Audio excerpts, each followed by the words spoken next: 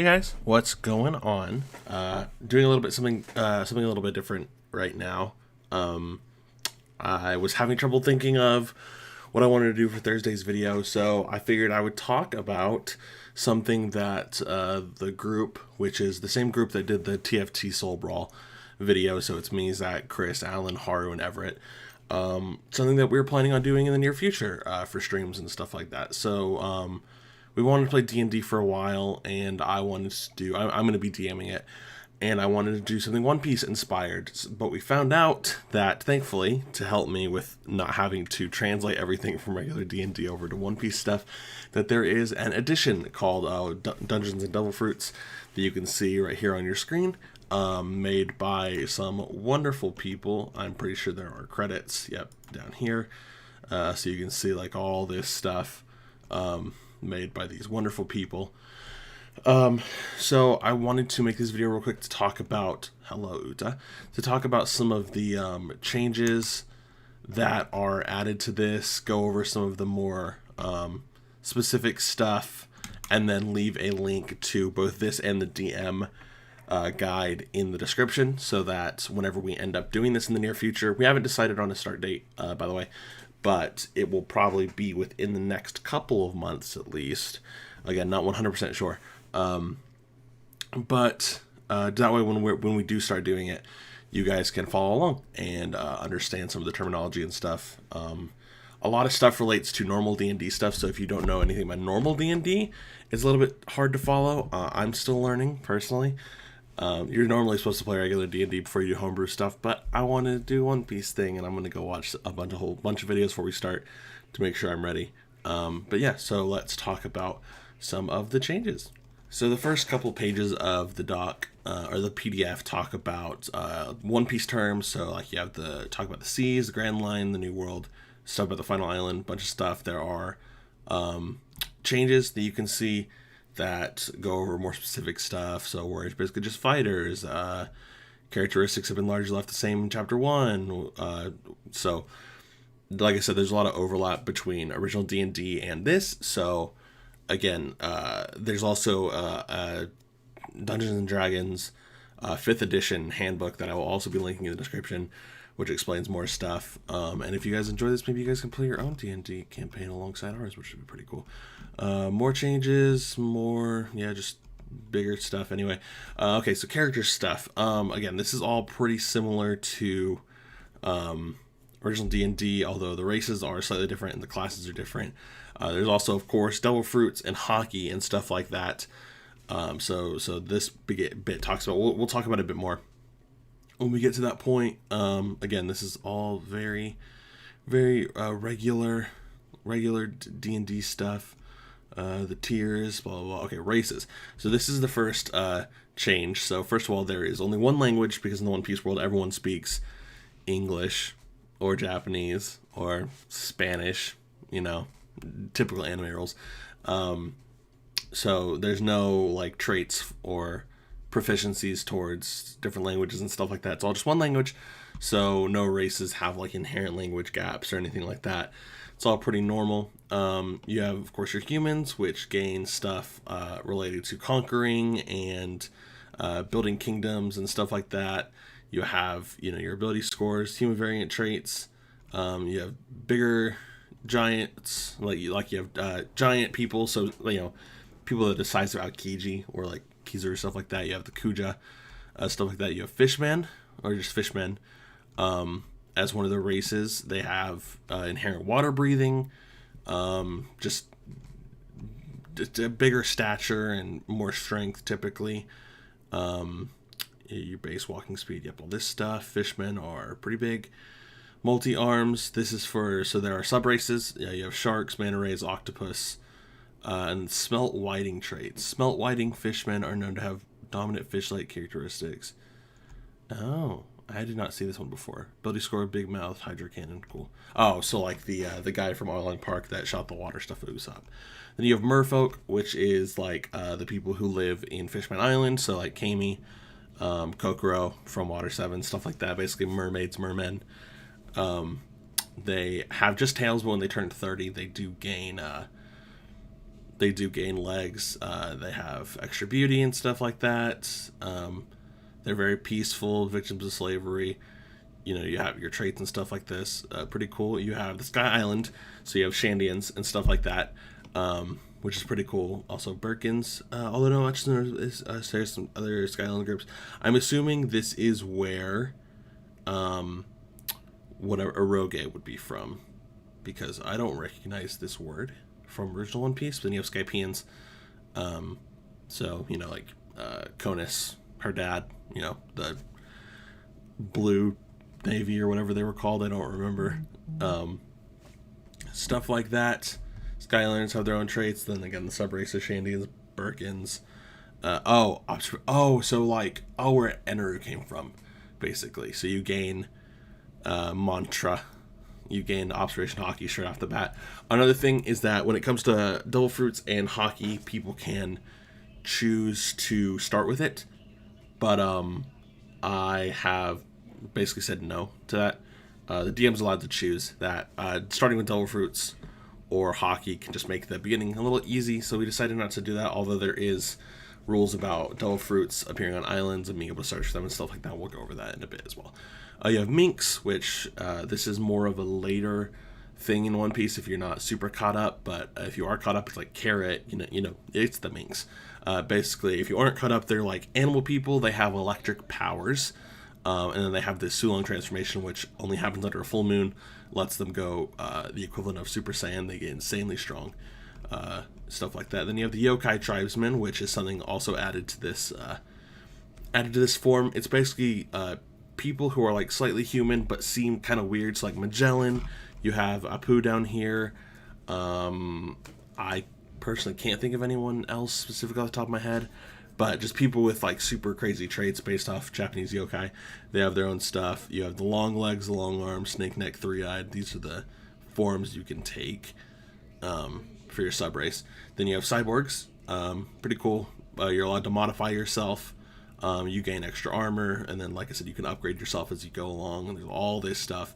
It's all pretty much just taken from the Pacifistas or Frankie for like the inspirations and stuff like that. I mean, they have the pictures here, so it's obvious, but that's pretty cool. You also do have to refuel yourself with either gasoline, cola, whatever your choice of fuel is. And if you have to do maintenance on yourself, so instead of sleeping, you have to like perform self-maintenance. Pretty cool. Then there are the optional races. I don't think anyone in our group is going to be using any of these, but they do exist. You have the dwarfs, or like you have the Tantata and stuff like that. You have Lunarians, and you have the giants. We didn't go for any of these because dwarf, I don't know, I don't think they have much of a place in campaign. Lunarians are OP, and giants are too big, so that's kind of why we didn't do that. All right, classes. Here's another great place where it goes over how you translate this from original D&D over to this One Piece version. So classes are Bruiser, Chemist, Devil Forged. Wait, what? That's not in here. Bruiser, Chemist. Okay, sorry. Wait, this is new.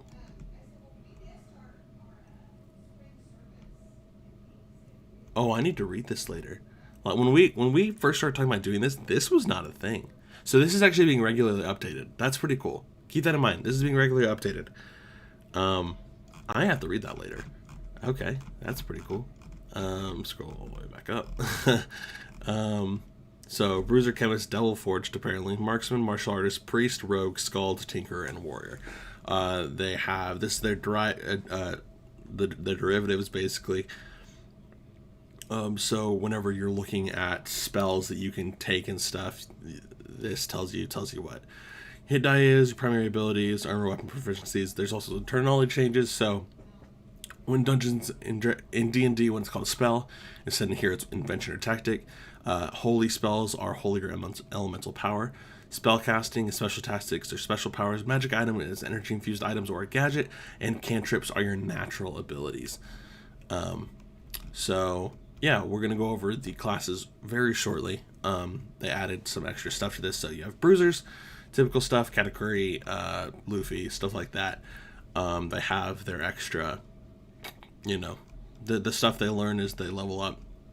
But then you have the well, here's all this stuff. But then you have the styles that you can choose, which will add extra stuff as you level up. So you have Black Fist style, which I think they based off Garp. Then you have Dragon style, which is based off Kaido, and then Beast style. They don't have a picture here, but I would assume that's just like Lucci, just minus the the Rokushiki stuff, because Rokushiki is somewhere else. Then you have chemists, your doctors, your inventors, or not inventors, but like your people who mess with chemicals and stuff like that. There are multiple types of chemists. I think they're pretty cool, honestly. When everyone was choosing their roles, I was pretty excited, hoping someone would pick chemist, and someone did. We'll talk about that later. But then you have the studies, which is, again, basically your subclass part of it. So you have botany, which lets you do more healing stuff. You have medicine, you have genetics, and then, you have medicine and you have genetics. Genetics is the really cool one, in my opinion, because you get to have these abominations that you can turn yourself into, who have their own special stats and attacks and stuff like that. So you can be like a support type class, but then in a fight you can transform into these crazy monsters. All chemists can turn into these 5, but if you specialize in genetics, you can also go Hunter, Stinger, Tusk, Crusher, or Muscle, which is pretty cool. Double Forged. This is new. I don't know much about this. I did not know this was a thing, so I'm going to read this real quick. Well, I'm going to be honest. I sat here and read through all this, and I don't think I understood it. Very complicated. A lot of stuff. Basically, what I can gather is that you infuse Devil Fruit abilities into your gear, which is interesting.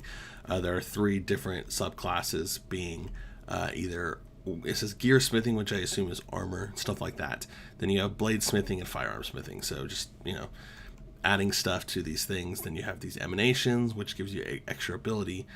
I don't know. I tried understanding it in like a quick way, so I wasn't sitting here recording for 5 hours while I read it. I don't understand it, but it's fine. It seems pretty cool, but I don't know. I don't know. Anyway, moving on. So next is hybrids. These are just people basically who are like halfies. They have special spells and stuff like that. The most important thing is that you gain enhancement, so you can enhance yourself with different types of hybrid stuff. There's power stuff, and then the lineage is like Seraphim lineage, Germa lineage, and then the animalistic stuff. So this is another like bit more complicated class. Has different like enhancement type stuff that's a bit different than a lot of the other classes. Very involved. I don't think anyone chose this, so we're not going to go over it too much. You have marksmen. That's a pretty simple one. They shoot things. Instead of using a bow and arrow, they got guns. You have gunsmiths, gunslingers, snipers, stuff like that. Again, pretty simple. Martial artists. This is I think it's like your monk class in D&D. Your main focus is Rokushiki stuff. If you don't know what Rokushiki is, it's the 6 powers that CP9 use. So it's like the finger pistol, shave, paper body, moonwalk, all that stuff. So you get those. There are, that's one of the schools. Another school is Fishman Karate. And then there is New Kama Kempo. But yeah, so that's pretty cool. Then you have priests. I think that's just a direct priest translation, but they have some extra stuff. So you have, where is it? Divine Domains. So this is basically your subclasses. So you can either be a priest from the sky, and then you have these are your special stuff. You can be a priest from the desert. I don't know why Pel's here. I guess it's just because they were like, that's the only priest-looking Alabasta person they could find. And then you have Death. Also funny, it's just funny to me that Brooke is here in that. But so yeah, that's pretty cool. Then you have Rogue, blade fighters, stuff like that. It's weird. So it has Zoro here, but Zoro doesn't fit here. Zoro fits down in the warrior tier later. But these are more people who, stealth, intelligence, fighting, stuff like that. You have the swashbuckler, you have the thief, and then you have the elemental trickster. I think Bonnie, Nami, and Usopp are pretty good people. You also have oh no, this is still part of elemental trickster. So they have Green Bull here, looking interesting. Then you have Scald, your bard, basically. They have Brooke here, which I think is pretty good. They also have Uta, I believe. So it's all about singing stuff. You have your different schools. So you have Hypnotism, you have Battle Hymn, and then you have Underworld. All, again, do their own stuff. I recommend you, if you're interested in any of this, to read through it yourself. It's very hard to explain it all.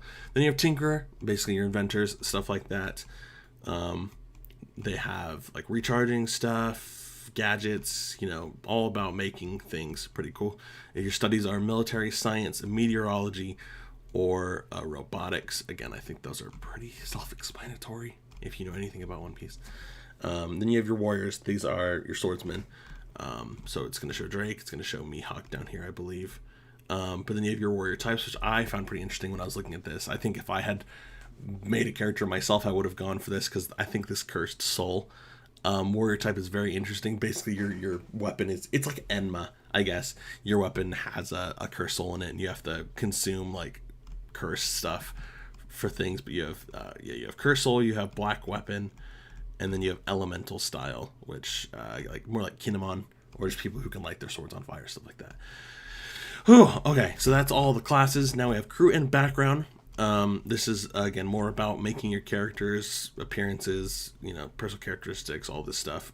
So this is an interesting thing. So you have instead of inspiration dice, which is a D&D thing, you have pirate prestige.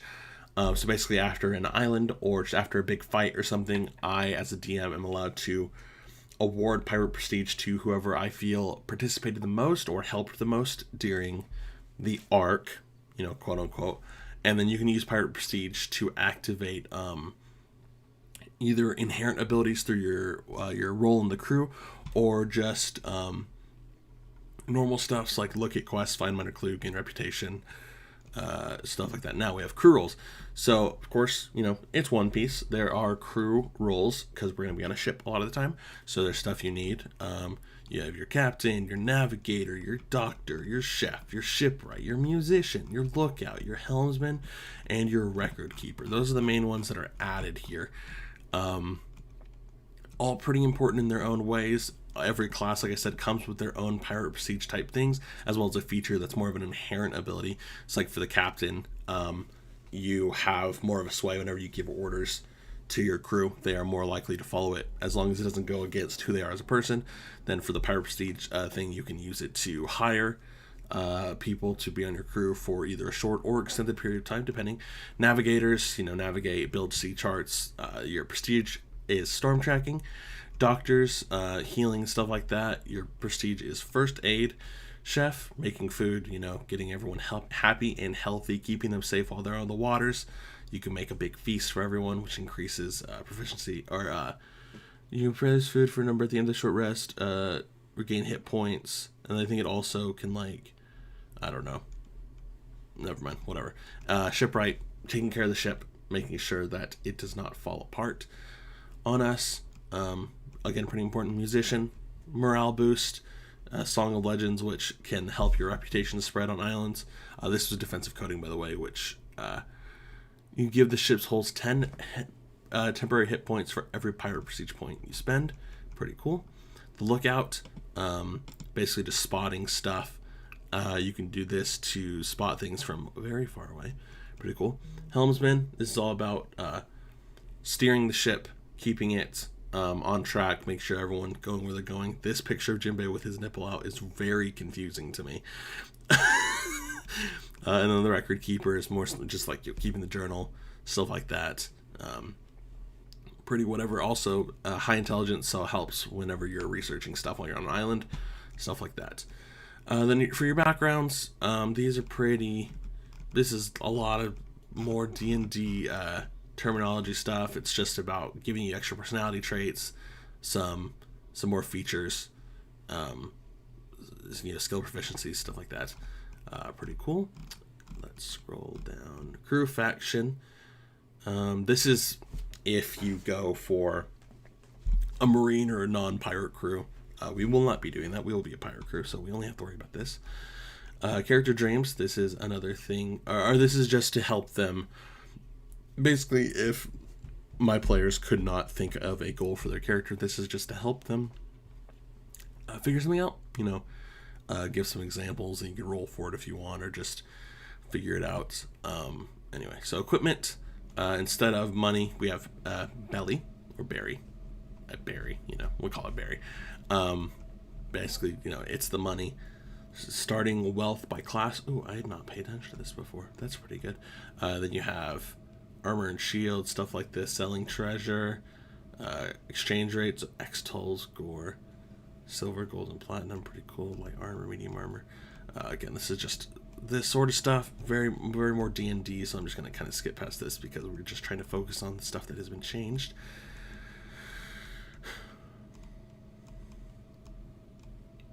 Okay, so here are some special equipment, dials, because, it's the One Piece world, so there are dials, are breath dials, flavor, freeze, heat, lamp, milky, thunder, tone, vision, water, and then the rares are axe, ball, eisen, I don't know what that is, flash, flame, impact, jet, large, simple dial, roll, so you roll this, but it's bigger, so that if you get a breath dial, it can help power a ship, reject, and then storm. That's insane. So that's pretty cool. These this thing goes over what each of them do. So actually, where is Eisen? The die, except when segments solid crowded form, they are thick and durable. Oh, it's the iron. Okay, the guy that uses the iron stuff. Iron. There's also pop greens. I don't think this was here last time. This is cool. So that's pretty cool. Yeah. Wow. Yeah. Awesome. Pop greens are occasionally found in various islands. Yeah, awesome. Yeah, this was not stars? Oh, like exploding star. I was like, what? No, yeah. Metallic, yeah, it's just, Usopp stuff. Mato. Oh my god, bro, what the hell? That literally, unless I haven't been paying attention, I don't think this was here when I looked. It also could just be that I haven't looked at this part of the doc before because I don't have to make a character, so I don't have to worry about it. That's not true, but yeah.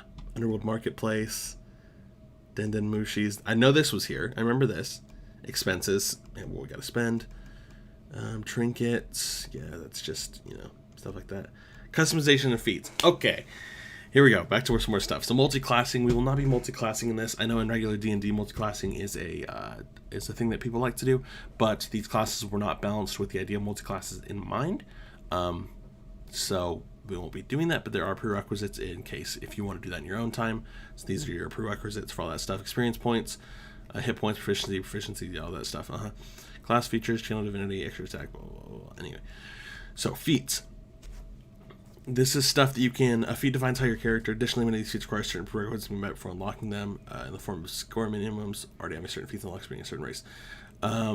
So this is stuff that they can gain, through adventures and stuff, depending on certain situations. Again, a bit more complicated to go into, but just all this stuff. Yeah, color supreme king training, gain 1 uncommon supreme. Oh, they actually added that. Anyway, here's some more stuff. Blah, blah, blah. I want to get down to devil fruits and hockey. So this is one of the bigger points. So whenever I am generating an island, so instead of dungeons, you basically do islands in this. So whenever they're on the sea, I generate islands and then, lookout or whatever, or they can just find one.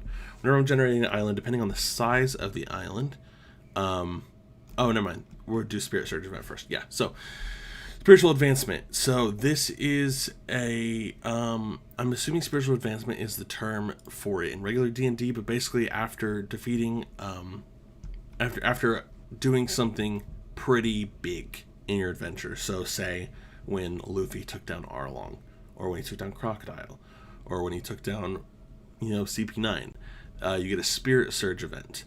The rarity of whatever happened gives you your challenge rating, and then this is new too. Yeah, this page was not here. A training surge represents a concentrated period of guiding. Initiate training. What the fuck? 5 billion berry. That's insane. This is solo training. How does it take 2.5 billion to train yourself? So you still calculate training time costs. Okay, anyway. But Spirit basically challenge rating. This will go into. Oh no! So the challenge rating is certain monsters have challenge ratings. And then keep in mind you always have to use challenge rating to turn the rate of Spirit Surge can also be handed out to all players as a gift from the DM as an alternate to magic items special loot. There's also hockey. If you don't know One Piece stuff, you have armament hockey, which lets you put armor on your body and do some other stuff. You have observation hockey, which is basically spider sense. And then you have Color of the Supreme King, which is super rare. It's basically personified charisma, not personified, manifested charisma in a way to dominate others, knock people out, stuff like that.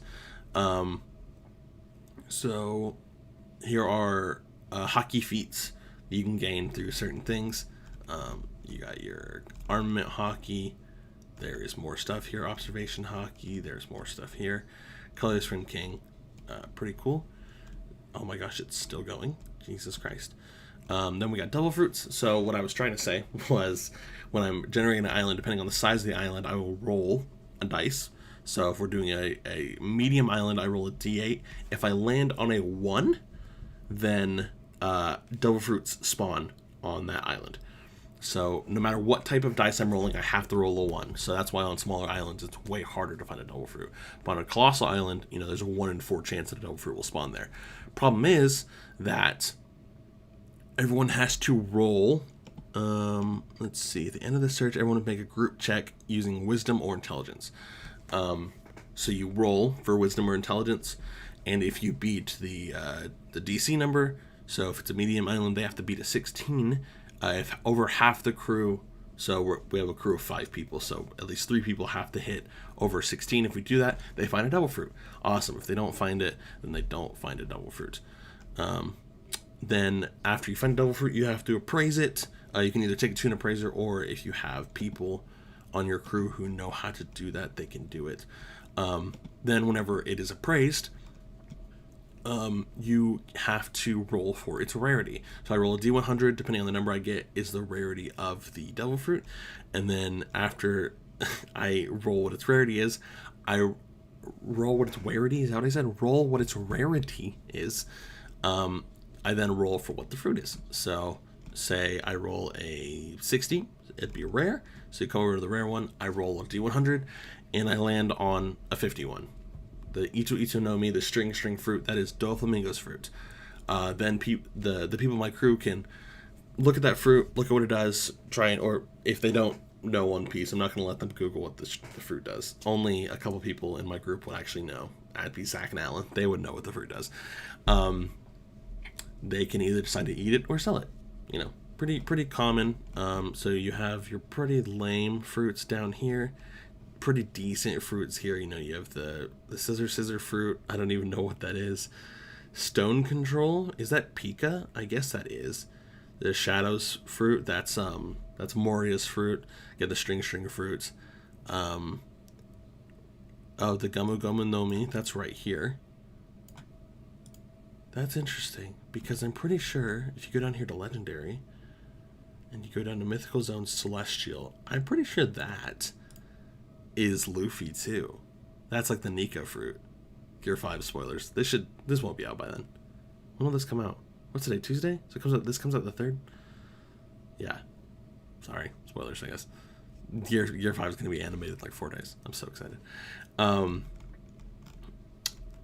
Yeah, I never noticed the gum fruit. Anyway, all this, I love the growing in size fruit. It's called the Bigu no Mi. The size fruit. Anyway, so that's, all those. There are some, I'm going to be substituting some double fruits out for double fruits that I've made myself, because I feel like that's a bit more fun. We're also probably going to cut down on some of these. Or maybe not. I don't know. All the ones I make are probably going to be rare, very rare, or legendary, just because. Anyway, then this page right here goes over designing your sheet for your double fruit. So I want to see. Yeah, so this is what your full double fruit sheet could look like. So if you have the cut fruit, which is Buggy's fruit tells you its devil fruit, its rarity, what it does to you, the way the fruit looks, the actual description of the powers. You see weakness, and then more abilities. So you have the slice immunity, the floating limbs, and then one of your spells, Chop Chop Carnival, stuff like that. Then there's devil fruit advancements and awakening. So for awakening, you have environmental alter, enhancer, substance generator, stuff like that. Damage types, resistance, and immunities, depending on certain paramecia stuff. In case you don't know the way the devil fruits work, paramecia are basically fruits that let you do things without changing. So it's hard to explain because it's hard to basically, if it's not a Logia or a zone fruit, it's paramecia. Paramecia is the most common. Zone fruits let you take the form of animals, and Logia fruits turn you into elements. So like Ace had the flame fruit, he could turn into fire. But if it was a devil fruit where you could create fire, not turn into it, then that is a paramecia. See what I'm saying? So basically, if you can't turn into an element or like your whole body, not just part of it, but your whole body. If you can't turn your whole body into an element or can't turn into an animal, then you are a paramecia fruit. So those are your three types. But again, this goes more about creating your sheet. Here's, again, some more examples. Guess Tensor's transformation. Yeah, so this is just stuff that you can do. Poison fruit, that's Magellan. The earthquake fruit. Oh, they went over, okay, so the uncommon, rare, legendary. Yeah. And then the Ope Nome. Awakening. Kroom. They have some awakening stuff here. Island shaking. You can use an action to cast island shaking. Jesus. Zone devil fruits, and then there'll be Logia down here as well. Again, pretty typical stuff. Yeah, they're all the Logia ones should be very rare or higher because they're pretty freaking strong. Mara Nomi, Yami Nomi. Again, more advancement and awakening stuff. These are the advancements. Just ways to strengthen your devil fruit ability, stuff like that. And then here's more awakening stuff. This actually goes over exactly what your awakenings do. Now, they added this as well. So Chapter 8 was not in this originally, but this is pretty cool because it tells you the spell list. We had to pull up a Dungeon and a D&D 5th edition handbook to be able to look at what spells we had, but this is very nice. They have them here automatically, which is very awesome. So that's pretty cool. Custom spells. It meant to exist in the world of One Piece. This list of spells is meant to exist. You're free to borrow from it if you wish to bring some of these spells to other systems. Okay, so these are just other spells that you may be able to use. That's pretty cool. Ice Age, Island Shaking, Flame Emperor. And then the credits. So yeah, last thing, we're going to go over the Dungeon Master guide just a little bit. Explain some of the stuff. See if they've added anything. I hope they haven't, because that's going to throw me off even more. So island generation, this is for if you don't have island ideas in mind. This helps you just randomly generate it, so you can roll a d6 for the size, d10 for the terrain, d10 for what lives there, d12 for the culture, d6 for settlement types, and a d6 for if there's military presence there. So yeah, pretty cool. Then you have the reputation. Basically, when the players arrive on an island, they have no reputation. And then reputation allows you to do extra stuff on the island. So the higher reputation is, the better. So for example, the Straw Hats would have, a 100 reputation on Fishman Island because they saved everyone. Just again, as an example. Same with Dressrosa, I guess, and Wano. Jesus Christ, those guys are insane.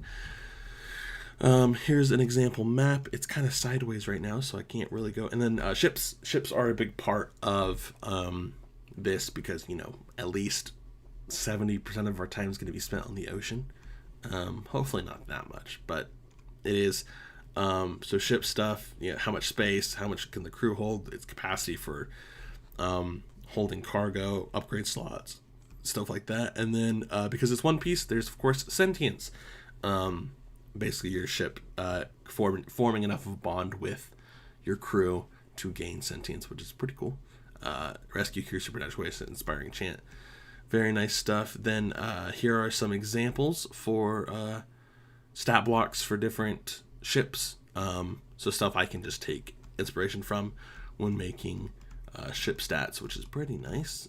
Huge stuff. Ship upgrades. There's tons of different types of upgrades, from flamethrowers to the beam cannon to, you know, the rocket booster, like Kuda burst and stuff like that. Talks about ways to acquire a ship right here. Then crew. So you have this stuff, you know, captain, first mate, navigator, doctor, chef, other roles, stuff like that. But you can also, of course, we only have 5 players. There are roles on the ship that they will not be able to fill because you cannot multi-roll.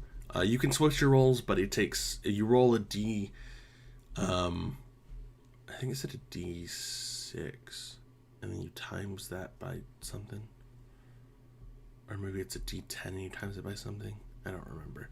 Basically, you have to roll a dice, and the number on it determines how long it takes you to get proficient at your new role before you can start using the Spirit Surge or the Power Prestige Point ability for that role.